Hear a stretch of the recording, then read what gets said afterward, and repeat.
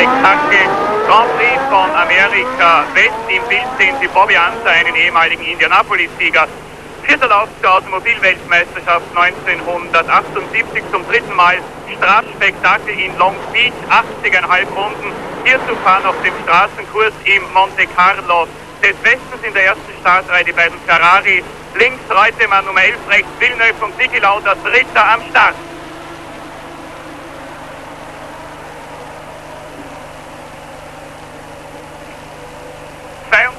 Fahrer aus 14 Nationen am Start zu fahren, sind 80,5 Runden.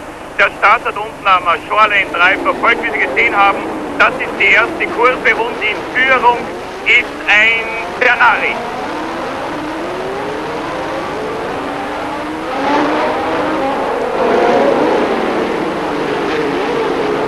Zum ersten Mal seit 2 Jahren, seit hier in Long Beach, Niki Lauda und Feriger Toni erster und zweiter im Training waren. 2 Ferrari in der Startaufstellung vorne. Für Carlos Reutemann ist es die erste Trainingsbestzeit seit Watkins Glen 1974 Grand Prix von Amerika Ost und damals als Reutemann mit einem Brabham auch gewonnen hat.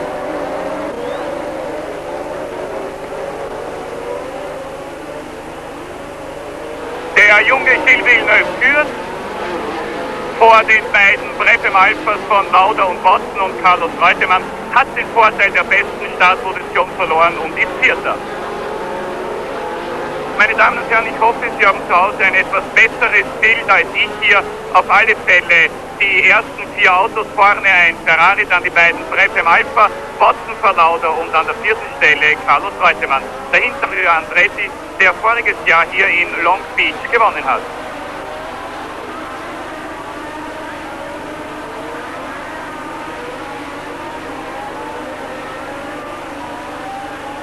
Die Autos wieder unten am Shorelane Drive, wo sie die höchste Geschwindigkeit erreichen, ungefähr 280 Kilometer pro Stunde.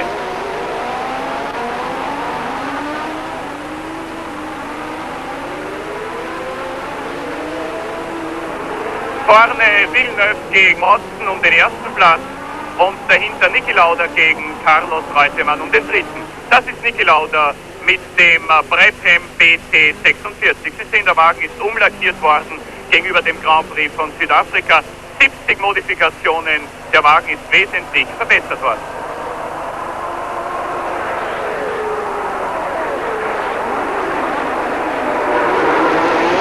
Der junge Gilles Villeneuve führt, zweiter Watson, dritter Lauda, vierter Reutemann.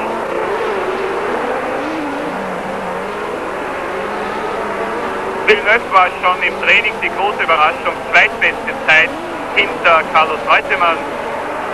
Und gestern in beiden Trainingssitzungen, Vormittag und Nachmittag, die beste Zeit.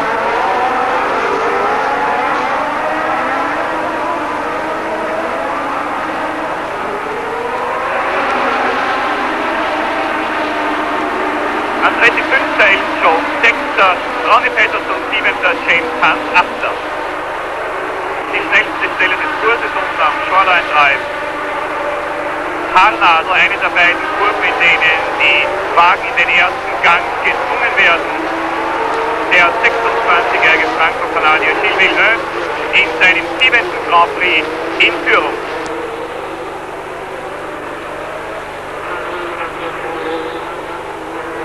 Villeneuve war darauf vorbereitet, hinter Reutemann zu bleiben. Es hat nicht direkt Stallregie bei Ferrari gegeben, aber Villeneuve war klar, dass er hinter Reutemann zurück müsste, aber der schlechte Start von Reutemann hat Villeneuve die Chance gegeben, in Führung zu gehen. Herrlich jetzt diese Einstellung Ocean Boulevard und dann die steil abfallende Linden Avenue.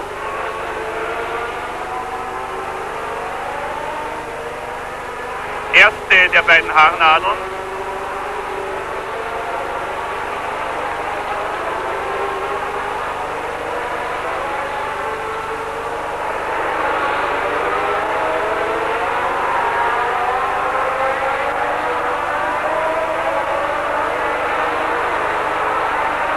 Der Boxensprecher hat gerade die Ausfälle von Jean-Pierre Jarier und Arturo Merzario gemeldet. Jarier mit dem deutschen ATS-Wagen, der hier im vorigen Jahr debütiert hat, und Merzario mit seiner Eigenkonstruktion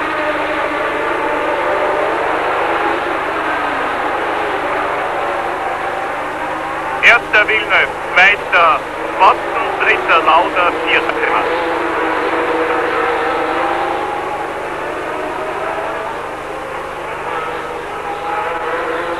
Die beiden Nummer 2 Piloten haben also die Führung übernommen. Die Nummer 2 von Ferrari und die Nummer 2 von Red Bull. Hier im Bild John Watson, dritter Lauda, vierter Reutemann, fünfter Andretti, sechster Hans, siebenter Pettersson.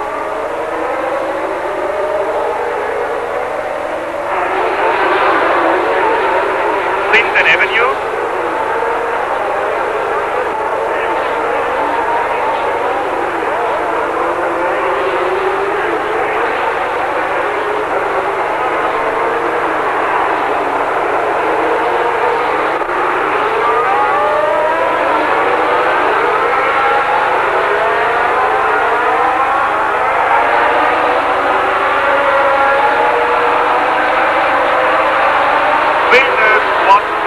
Lauda, Reutemann.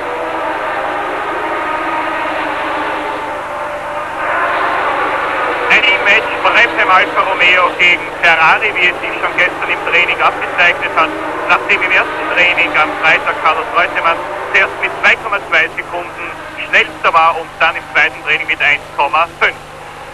Villeneuve, Watson, Lauda, Reutemann, Andretti.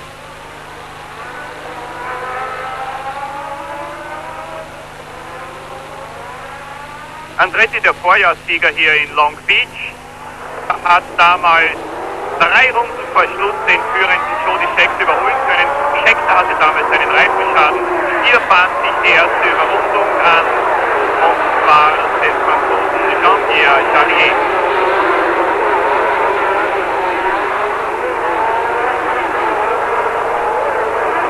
Blaue Flaggensignale überholen lassen.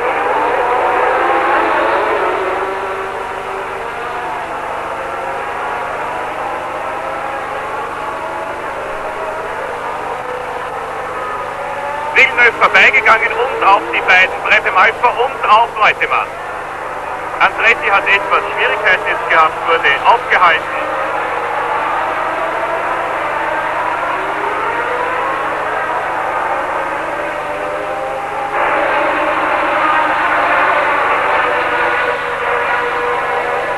Unveränderter Stand, Villeneuve, Watson, Lauda, Reutemann, Andretti.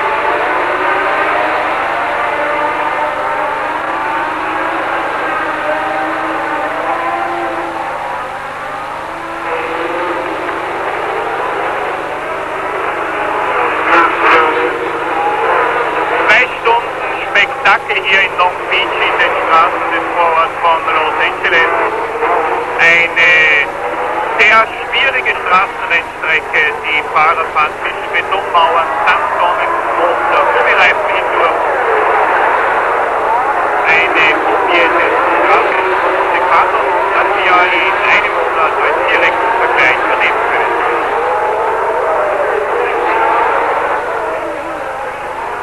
El Jones, Pettersson, der überrundete Jalier, De Paillet.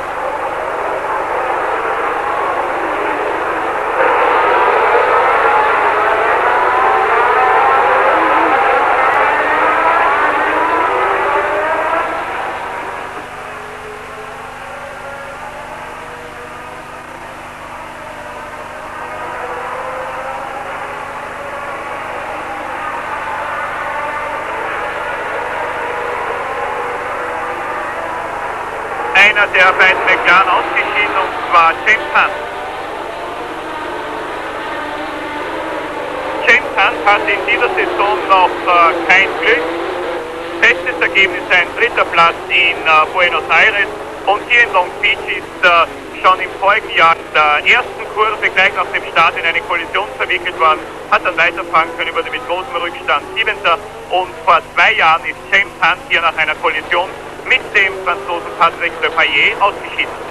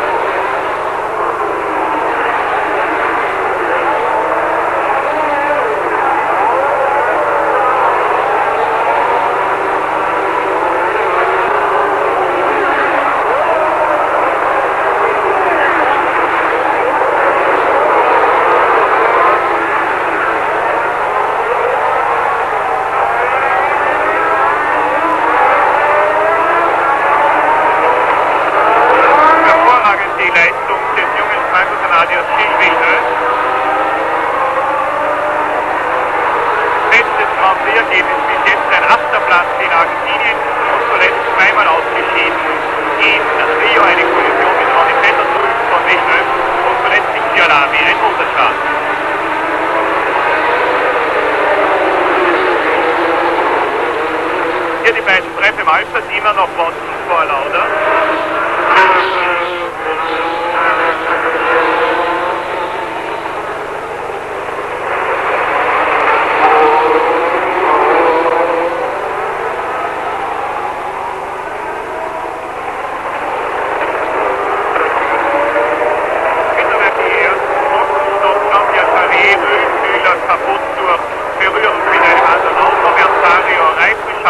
Er war im Getränke von Charrier angefahren worden und in der 7. Runde der deutsche Jungpartner war begrenzt worden und hier Flüssigkeit wurde abgefüllt.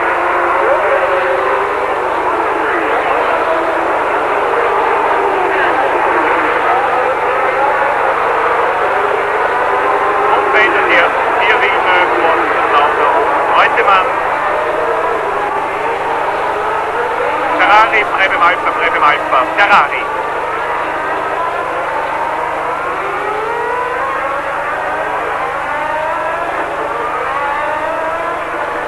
Jetzt versucht Niki Lauda an Watson vorbeizukommen, ist nicht gelungen. John Watson, der Ire, liegt an zweiter Stelle.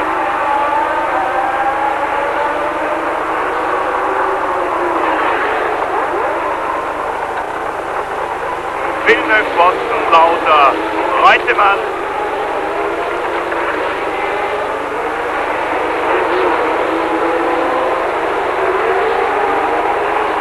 Die Autos wieder am Ocean Boulevard.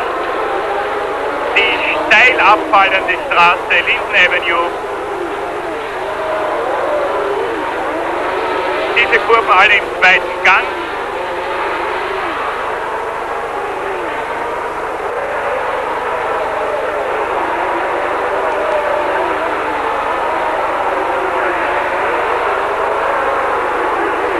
Die erste der beiden Haarnadeln. Andretti kommt beim Bremsen immer etwas näher an Carlos Reutemann heran. Villeneuve, Watson, Lauda, Reutemann, 5. Andretti, 6. Jones, 7. Peterson. 4 12-Zylinder-Autos also vorne.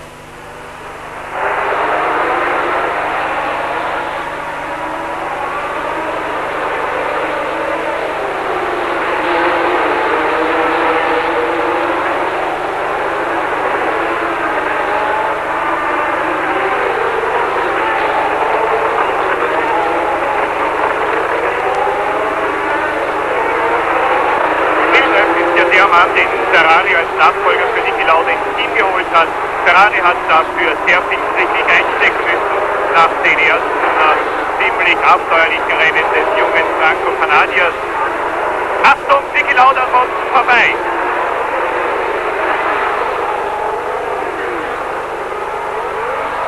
Lauda jetzt weiter. Dieses Insert stimmt nicht mehr. Villeneuve erster, Lauda zweiter und Reutemann dritter. Watson ist langsamer geworden, unmittelbar nachdem die Autos vom Ocean Boulevard hinunter in Linden Avenue abgebogen sind.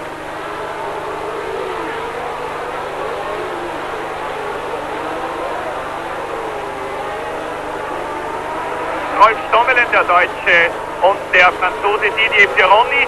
Pironi eigentlich nicht qualifiziert gewesen für das Rennen, aber nach dem Unfall von Keegan mit Totalschaden ist ein Startplatz frei geworden. Hans-Joachim Stuck wäre nachgerückt, aber auch er hatte einen Unfall mit Totalschaden und darum ist der Franzose Pironi als Ersatzfahrer ins Rennen gekommen. Pironi mit der Startnummer 3 im zweiten Tierrennen. Das sind die typisch engen Kurven des Kurses von Long Beach. Es gibt keine andere Rennstrecke, die den Wagen so zusetzt wie die hier in Amerika. Halbachsen, Getriebe und Radaufhängungen fallen.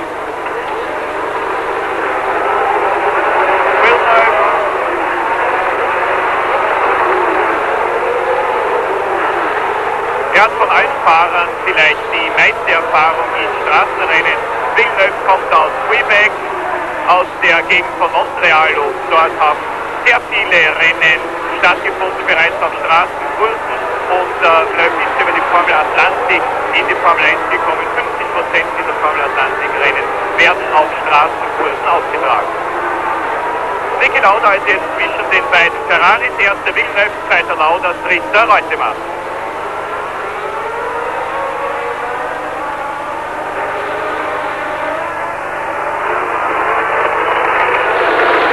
Bei John Dawson möglicherweise ein Motorschaden. Er hatte schon heute im Vormittagstraining ein Ölleck, das bereits auf einen möglichen Motorschaden hingewiesen hat.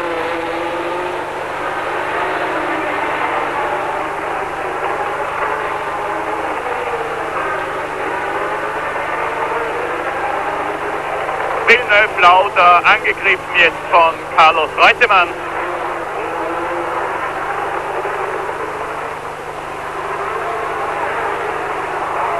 Ocean Boulevard. Hier ist die Kollision zwischen Stuck und Tiegen im Training passiert.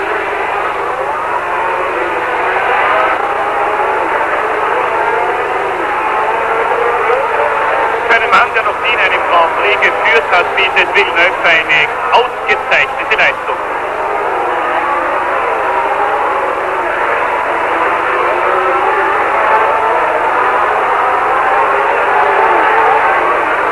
Verbremst hat sich jetzt Ronnie Peterson, vielleicht haben Sie die Rauchfahne gesehen, die von den Reifen aufgestiegen ist.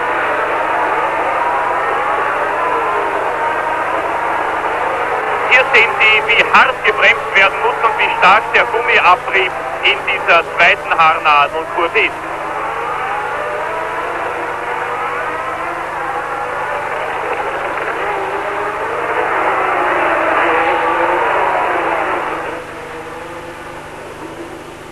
About the car, you must be thrilled to be on this Ferrari team.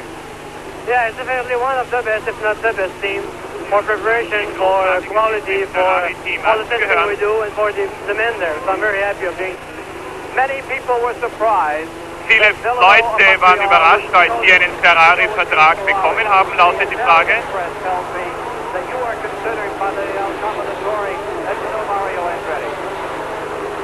Aber Enzo Ferrari hat gesagt, Gilles Villeneuve wäre der neue Mario Andretti, hat der Reporter gerade gesagt.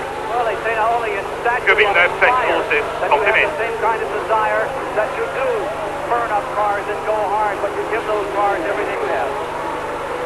Yeah, I mean, I've always tried as hard as I could, and that's what I'm doing in the lower one. So that's why maybe I had a few incidents before, but now it's going all right.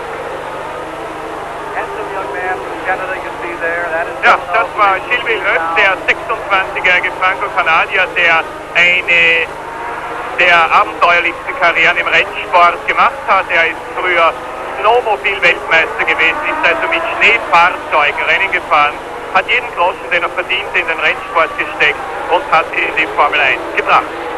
Hat debütiert voriges Jahr im englischen Grand Prix mit einem McLaren und wurde Elfter. Dann im Herbst die abenteuerlichen Rennen für Ferrari, die heuer weitergegangen sind. Erstes Mal im Ziel, 8. Platz, wie gesagt, in Rio de Janeiro.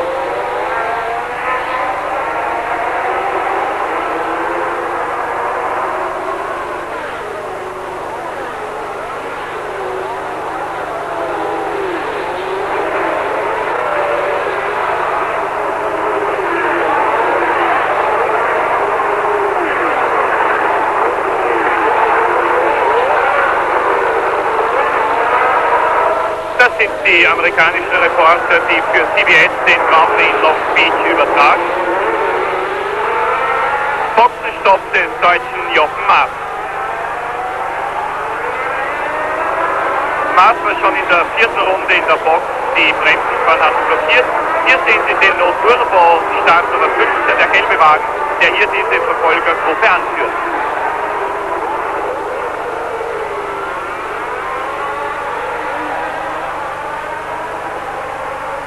Der 1,5 Liter 6-Zylinder Renault Turbo war 13. im Training. Im Bild immer noch Villeneuve, der Führende.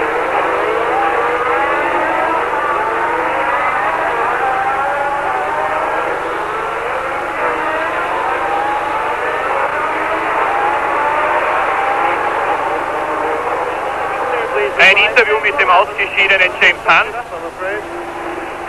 What exactly happened on the Ocean Boulevard there, James? I can't hear anything. James Hunt sagt, ich kann dich nicht verstehen, der Lärm ist zu laut. We saw you stop there, James. What happened? I just clipped the apex of the corner down there. And, just thinking a bit tight, knocked the front wheel off. Pretty stupid thing to do, really. James, there's a tremendous battle. Also James Hunt ist sauer wie immer dann, wenn er aus eigenem Verschulden ausgeschieden ist. I think we'll have to wait and see. It's a tall order. It depends whose car's going better than the others, you know. And Ferrari's Das rechte Vorderrad hat im Ziel gegen eine Tonne gesetzt, Aufhängungsschaden dadurch auf der Zielgeraden. Und links ist der McLaren von James Hunt gegen die Mauer gekracht, also keine Kollision mit einem anderen Auto. James Hunt hat noch gesagt, jetzt nicht wie nach Mexiko, ich brauche dringend etwas Erholung.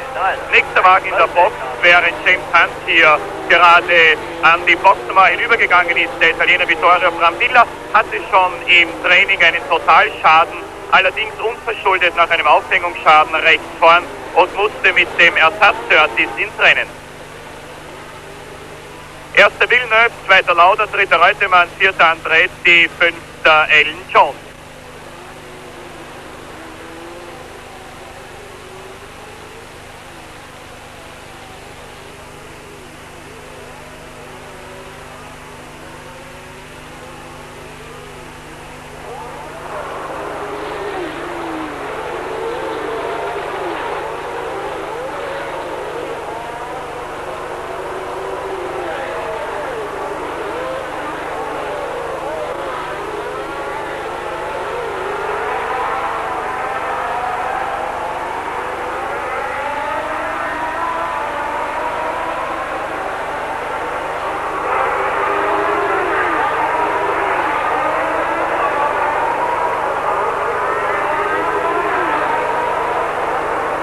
Das ist der Punkt, an dem am härtesten gebremst werden muss. Und das ist auch die Stelle, an der im vorigen Jahr Mario Andretti kurz vor Schluss des Rennens Jody Scheckter überholt hat. Und wenig später ist auch Lauda an Scheckter dann vorbeigegangen. Grund war, dass Scheckter einen Reifenschaden gehabt hat. Er ist über einen Nagel gefahren und ein Reifen hatte Luft verloren. Jody Scheckter im diesjährigen Grand Prix nicht ins Bild gekommen bis jetzt, ist vom 10. Startplatz aus ins Rennen gegangen.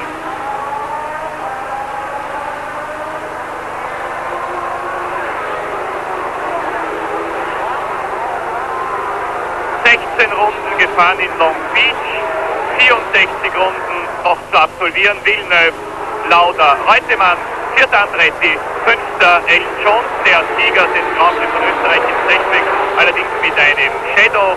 Heuer fährt Alan Jones für den Williams-Wagen, der mit arabischem Sponsorgeld finanziert wird.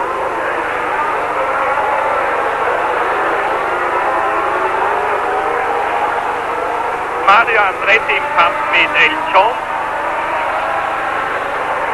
Andretti, der erste Amerikaner in der Geschichte, der den Grand Prix von Amerika gewinnen konnte.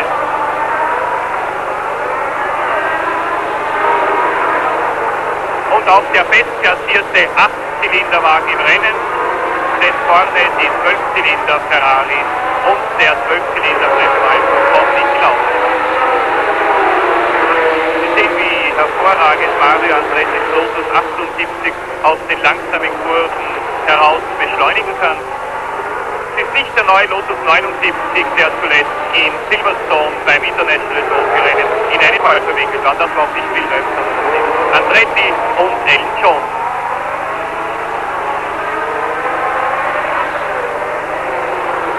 Jones, 8. schnellster im Training, ein Rennfahrer, der allerdings im Rennen immer stärker und schneller fährt als im Training. Linden Avenue. Diese Passage im zweiten Gang.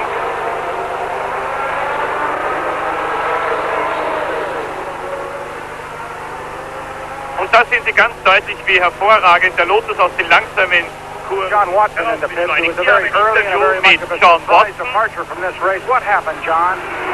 This coming out into the start-finish line. So a small explosion somewhere in the car, around the back of the car.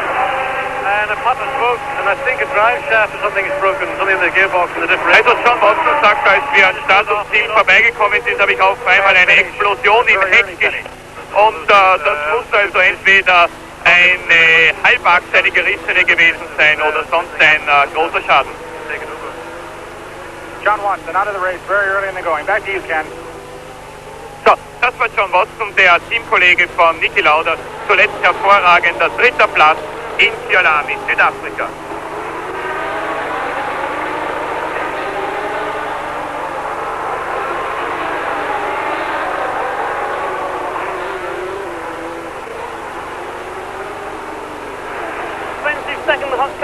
Ein Interview mit Teamchef John Surtees.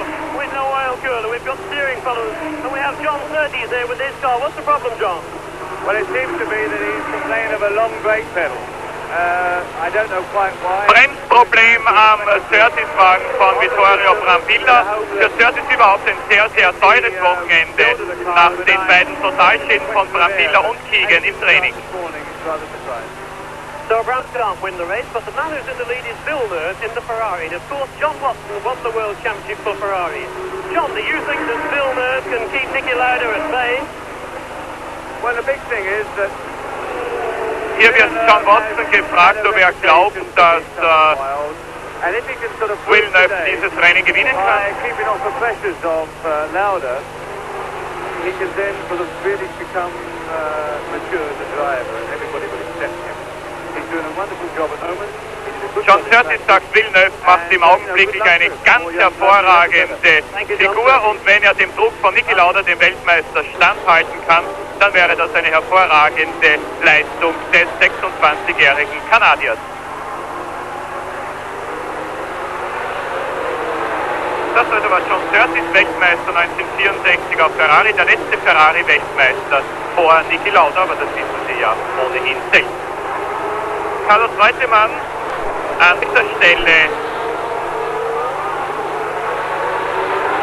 obwohl er zum ersten Mal seit 4 Jahren die Trainingsbestzeit innehatte. Das war seine erste Trainingsbestzeit überhaupt, seit Reutemann für Ferrari fährt.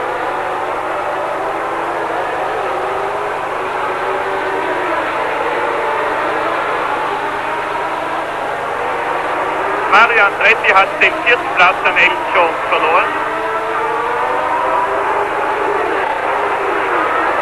Und überraschend, wie mühelos Elton Jones von Mario Andretti jetzt wegfahren kann.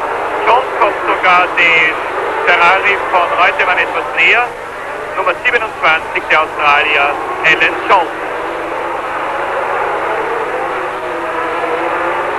Auf Platz 5 zurückgefallen, Vorjahressieger Andretti.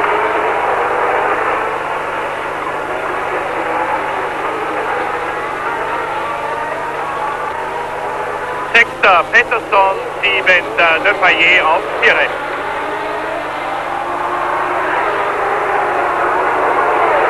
8. Jody Scheckter, 9. Patrick Tambay.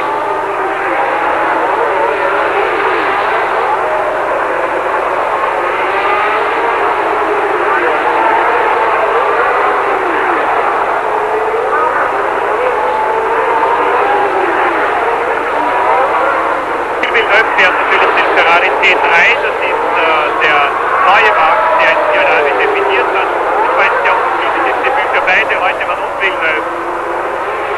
Reutemann einen Unfall auf Öl und der Ferrari hat damit Feuer gefangen. Reutemann war zu dieser Zeit aber schon aus dem Auto. Villeneuve hatte Motorschaden.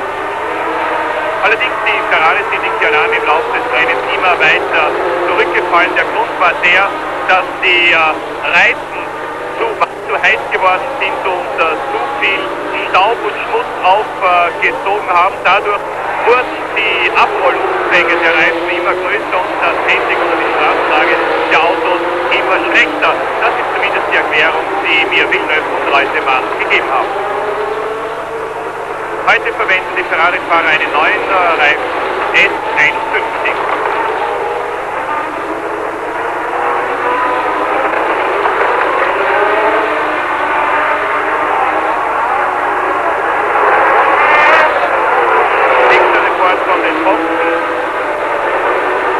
Charlier und Brambilla hatten eine Karambolage.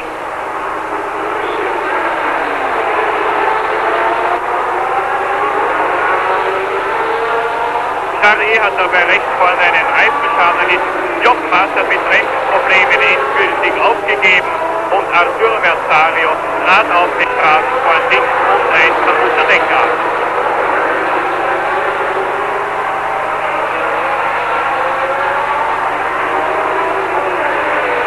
Elton kommt dem Führungstrio näher, 5. Andretti.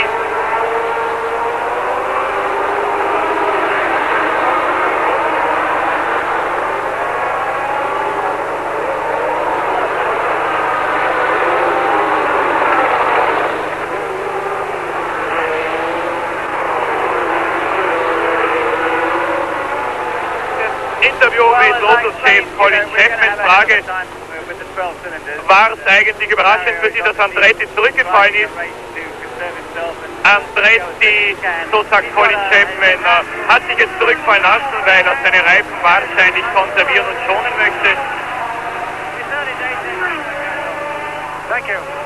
Chapman sagt auch, dass Lotus gegen die 12-Zylinder-Autos von Ferrari und von Brabham im Nachteil ist, weil ich diese Strecke von Long Beach die 12-Zylinder-Maschinen bevorzuge. Zumindest sagt das der Chef von Lotus.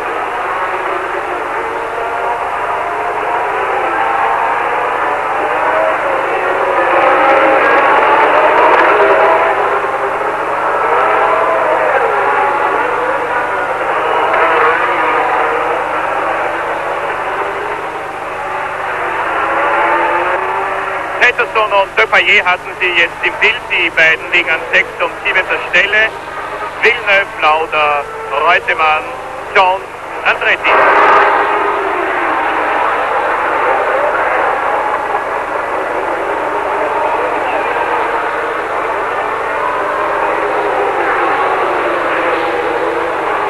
Das ist der unebenste Teil des Kurses. Lauter Bucken, die die Autos immer wieder aus der Balance werfen. Und das war unter anderem ja auch der Grund für den Ausfall von James Hunt. Sehen Sie ganz deutlich, wie unruhig die Autos hier liegen, wie sie in der Federung immer wieder aufgeschaukelt werden.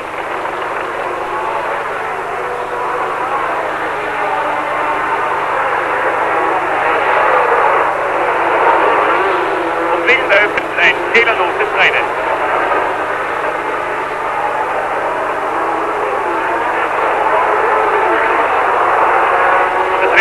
Dass die Ferrari im Training hatten, war mit der Schaltung. Villeneuve ist, wenn er vom ersten in den zweiten Gang geschaltet hat, meistens der Gang rausgesprungen.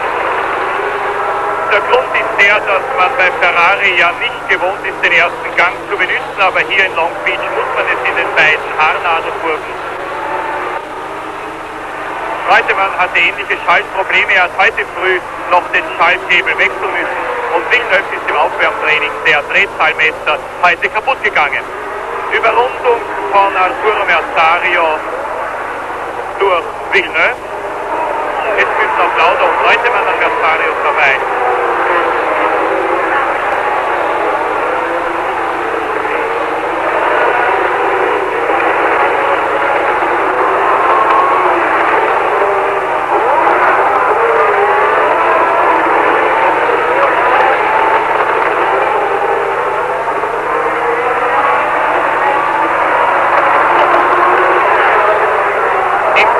Auf der überrundete Brambilla, momentan liegt vor Andretti.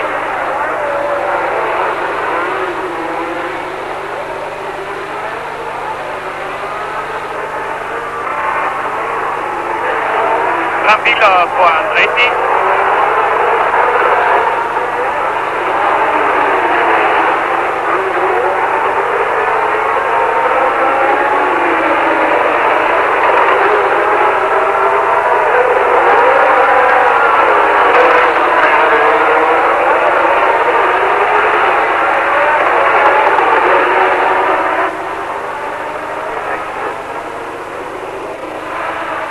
Marshall just waving us on downhill. Das ist eine Runde mit dem Italo-Amerikaner Mario Andretti. This is very flat, relatively easy cornering here. We come up on probably the longest radius corner of the circuit. Das ist die Kurve mit dem größten Radius, erklärt Andretti. Opening radius where you can really accelerate very early. Man kann sehr früh Very daraus inviting beschleunigen. spot here. Edam where you see all those black marks. That's where all the brakeness. So, das ist jetzt die Haarnadelkurve, an der alle Überrundungs- oder Überholmanöver stattfinden. Die zweite Haarnadel ist das, wo die Autos von 280 auf 40 km/h heruntergebremst werden. Very, very quickly because of Man that. kann das sehr schnell beschleunigen. The interesting part about the straight is the kink will come up. The kink is very blind. It's not a problem doing it flat, however. Diese Stelle geht absolut voll, obwohl sie eine leichte Rechtskrümmung ist, erklärt Mario Andretti. Das Problem ist nicht, dass man hier etwa nicht Vollgas geben könnte. Das Problem ist nur, dass diese Kurve einfach nicht einsehbar ist. Und man muss einfach aufpassen, ob man irgendwo ein Flaggensignal erspähen kann, weil wenn ein Auto sich gedreht hat oder wenn irgendwo ein Ölfleck ist nach dieser Krümmung, dann könnte der den Fahrer unvorbereitet treffen.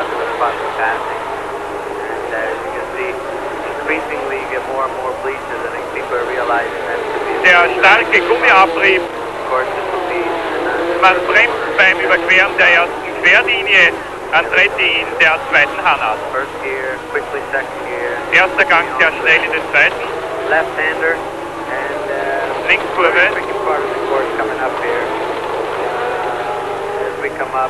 Und das ist jetzt, wie ich Ihnen vorhin gesagt habe, der unebenste Teil des Kurses. Sehr eng.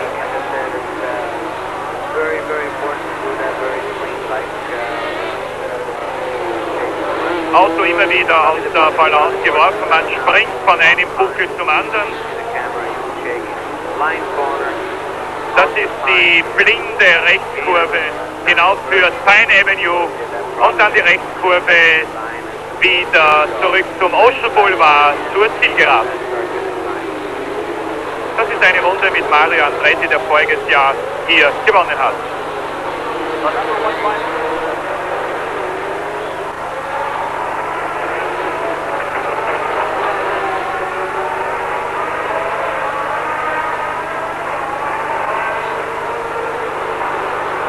Die Piron in Tyrrell wird gerade weggeschoben. Rechts sehen Sie im Bild noch den Brabham Alpha von John Watson. Ja, das ist der Tyrrell 008 von Pironi. Der junge Franzose hatte schon im Training einen Unfall gehabt, war wie gesagt fürs Rennen nicht qualifiziert, ist aber durch die Unfälle von Siegen und Stuck noch ins Rennen gekommen.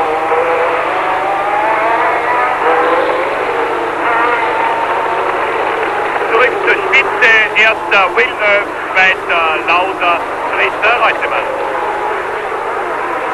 Vierter immer näher kommend El Jones und das war ein Bremsschaden, glaube ich, am Wagen von Niki Lauda.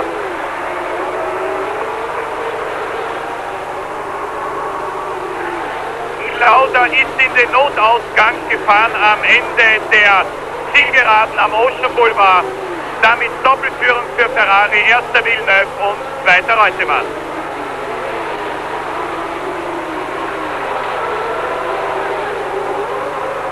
Niki Laudas zweiter Ausfall, seit er Brabham Alpha fährt nach dem Motorschaden von Kyalami.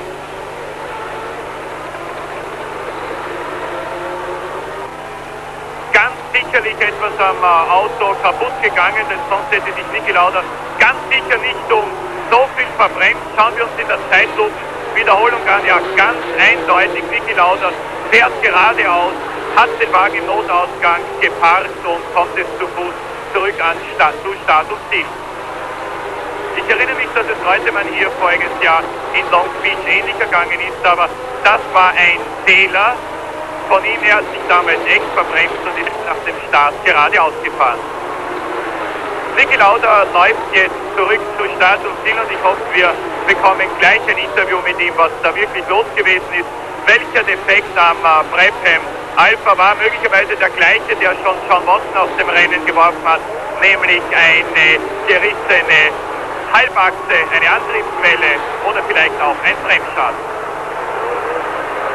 Ronnie Peterson in der Box, der Sieger von Kyalami.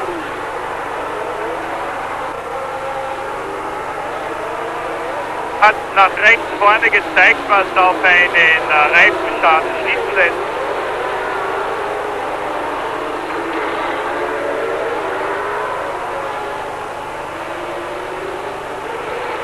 Jawohl, Reifenwechsel rechts vorn, Peterson wieder im Rennen. Er lag zuletzt an 6. Stelle. Doppelführung für Ferrari, erster und Reutemann zweiter.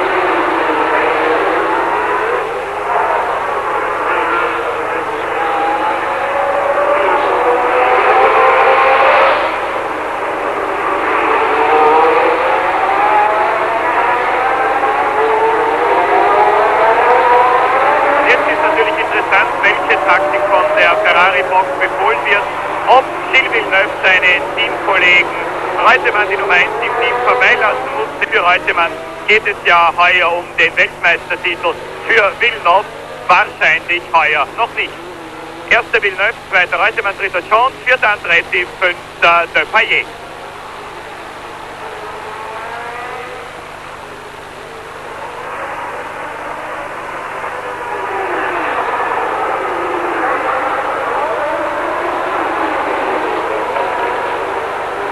Ja, beide Prep Alpha ausgeschieden, zuerst John Watson und dann auch Niki Lauda, beide Ferrari noch im Rennen an erster und zweiter Stelle liegen.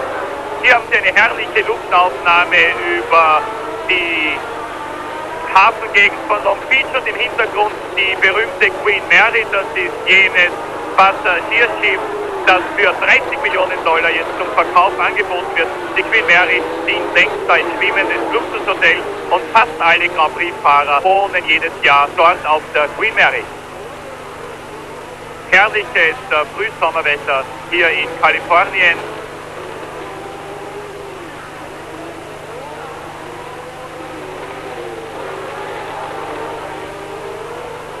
Leider kein schöner Tag für Niki Lauda und für Brabham Alpha.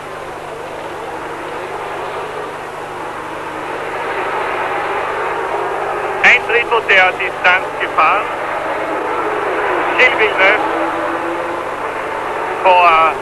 vor dem Ferrari Nummer 1 Fahrer Carlos Reutemann nach dem Ausfall von Niki Lauda in Führung.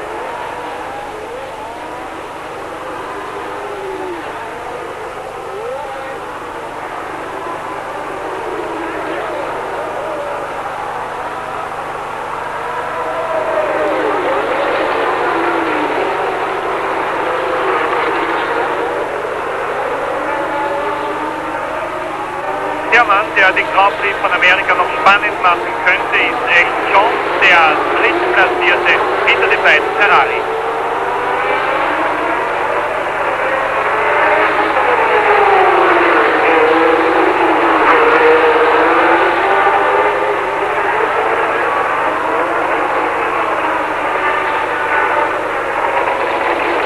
Boxenstopp von Emerson, Fittipaldi, Reifenwechsel links vorne.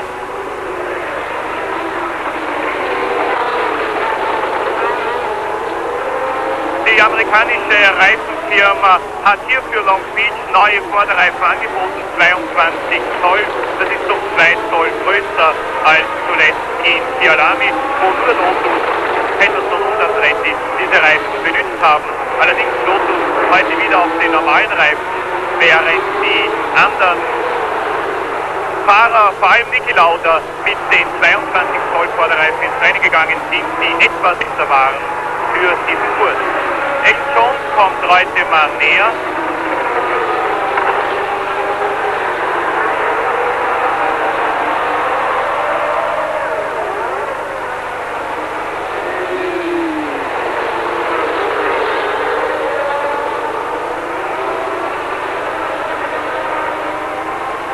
Der führende Ferrari in der zweiten Anladung.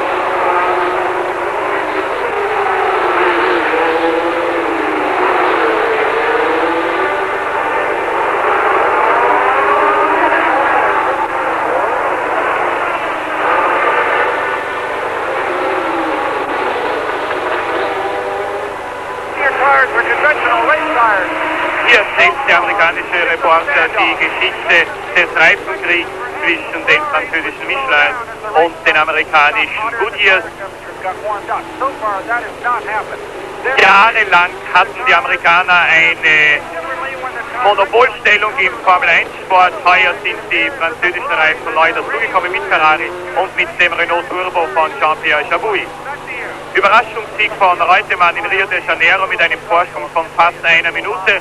Das hat die Konkurrenz aufgeschreckt. Man hat neue Reifen konstruiert. Man hat in Kyalami, Südafrika, Revanche geübt und hier in Long Beach sieht wieder nach einem Sieg der französischen Reifen aus. Doppelführung, wie gesagt, Villeneuve, Reutemann, dritter Jones, vierter Andretti, fünfter Depailler.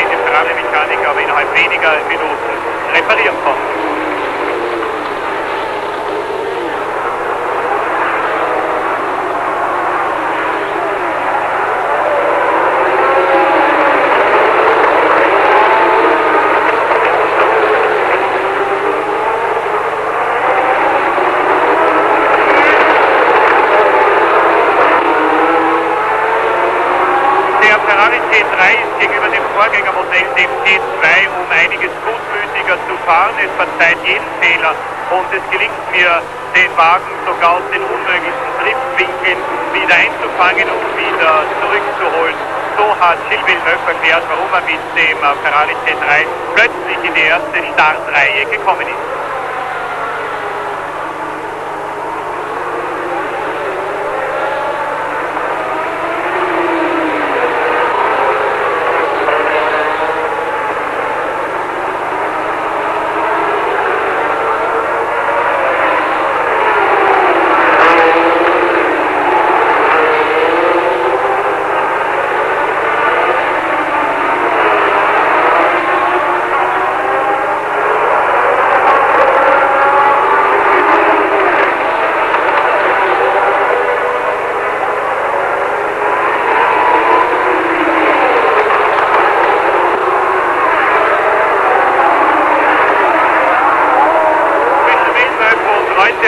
Der überrundete Heros des deutschen Rolf Stommelen.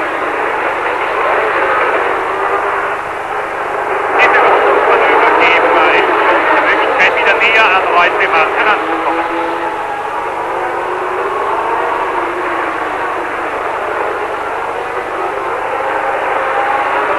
Wir haben hier das lang erwartete Interview mit Niki Lauda.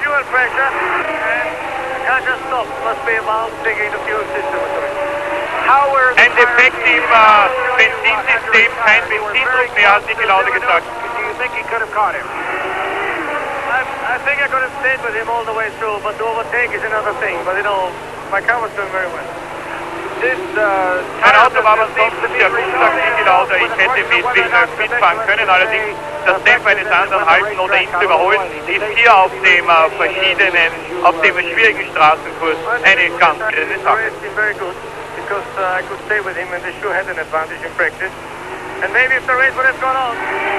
Ja, aber vielleicht, wenn das Rennen länger gedauert hätte, sagt Niki Lauda, wäre ich an Gilles Villeneuve noch vorbeigekommen.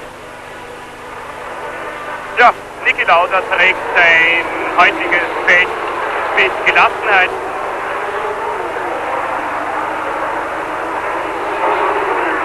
Die Weltmeisterschaft könnte sich hier natürlich noch dramatisch zuspitzen, wenn Villeneuve mit 19 für einen Sieg Anschluss an die Spitzengruppe bekommt. Im Augenblick, das wissen Sie ja, sind nicht weniger als 5 Fahrer innerhalb von 3 Punkten. Andretti 12, Pettersson 11, Lauda und Depailler je 10 Punkte, Reutemann 9.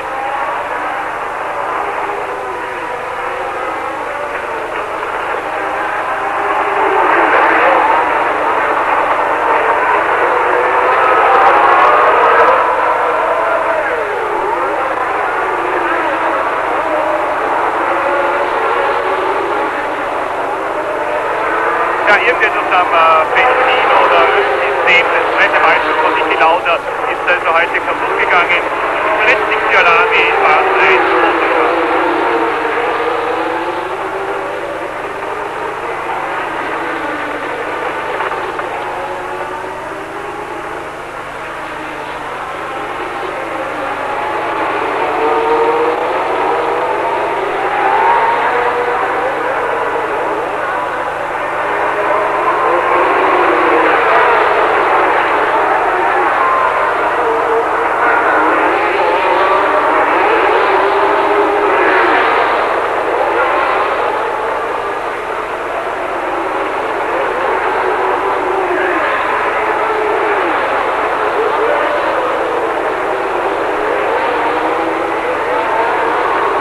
in der Kabine ist der Fährmann, der den Sensationsfahrer Gilles Villeneuve entdeckt hat. Und zwar ist das der austro-kanadische Rallye-Millionär Walter Wolf. Herr Wolf, wie war das? Wie haben Sie Villeneuve eigentlich entdeckt und waren Sie immer der Meinung, dass aus diesem Fahrer noch ein vielversprechender Grand Prix-Pilot werden könnte? Ja, ich kenne Villeneuve von Montreal. Ich habe ihn gesehen mal fahren. Er hat für mich gefahren in Kanam letztes Jahr. Und das erste Mal, wo er in Kanam ausgestiegen ist, war ein Anhieb 1,5 Sekunde schneller wie mit Amon Fries. War so überrascht, er konnte gar nicht glauben, dass er mit 10 Jahren Erfahrung im Motorrad ein Mann reinsteckt, ein junger 24-jähriger Mann. Und das gleich an Anhieb 1,2 Sekunden schneller war unglaublich. Und ich habe gewusst, dass er hat, was man braucht. Und Leute haben ihm gesagt, wenn Villeneuve die Saison überlebt, die Saison 78, wird er unbedingt ein Weltmeister. Und das ist heute fast ein Weltmeister. Das kann man ja schon sehen, wahrscheinlich. Ja, keinen Fehler auf diesem sehr, sehr schwierigen und eckigen Straßenkurs von Long Beach, wo zum Beispiel ein Weltmeister wie James Hunt ausgeschieden ist durch einen Fahrfehler, weil er seine McLaren bei Berührung mit einer Sandsonne und dann auch mit der Mauer eben beschädigt hat. Herr Wolf, warum haben Sie Villeneuve eigentlich nicht eine Chance in Ihrem Team gegeben, wenn Sie überzeugt waren, dass das ein Weltmeister werden könnte? Es ist ganz einfach. Ich habe einen Vertrag und mich hat der Ferrari gefragt, ob ich Villeneuve nach Italien bringen würde. Und ich habe ihn geguckt zu Ferrari. Ich glaube, er ist die beste Mannschaft der Welt, das habe ich ihm gesagt. Und wir warten, dass wir wieder konkurrenzfähig sind. Und dann, sein Kontrakt ist ja ein Jahr mit 1 Jahr Option. Sein Manager, Mr. Perrault, ist einer meiner engsten Freunde in Kanada. Und ich habe den Kontrakt Ende des Jahres mit Jody beendet und wir können diskutieren. Also gibt es vielleicht noch irgendwelche Überraschungen dann auf dem Transfermarkt der Formel 1. Herr Wolf, wie liegt Ihr Mann Jody Scherer? Müsste nach meinen Beobachtungen derzeit Sechster sein. Ja, Jody ist Sechster. Der Auto geht besser, wie wir erwartet haben, weil ja, wir haben den ganzen Wochenende nur Probleme gehabt, Sie wissen ja das, und eines ist gebrochen, dann das zweite Ding ist gebrochen. Herr Wolf, ich unterbreche ganz kurz, denn hier haben wir ein Interview mit Alan Jones. Das ist der Mann, der immerhin an 3. Stelle im Augenblick liegt, hinter den beiden Ferrari.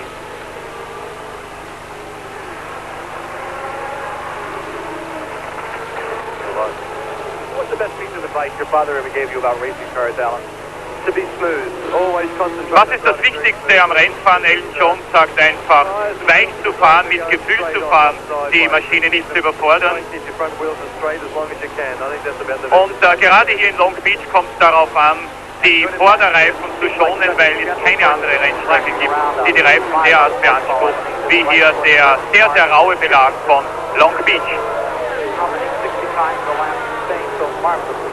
Probably not as many as 60, but certainly around about 35 km a lap. And it's very hard on the driver. Well, there are the front 3 cars. Still Delano in the lead. Directly behind him as he moves into lap machine is his...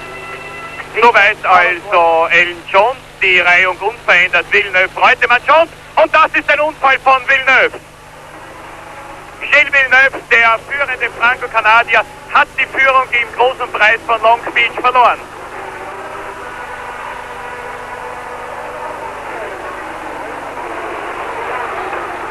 Ja, das ist natürlich menschlich.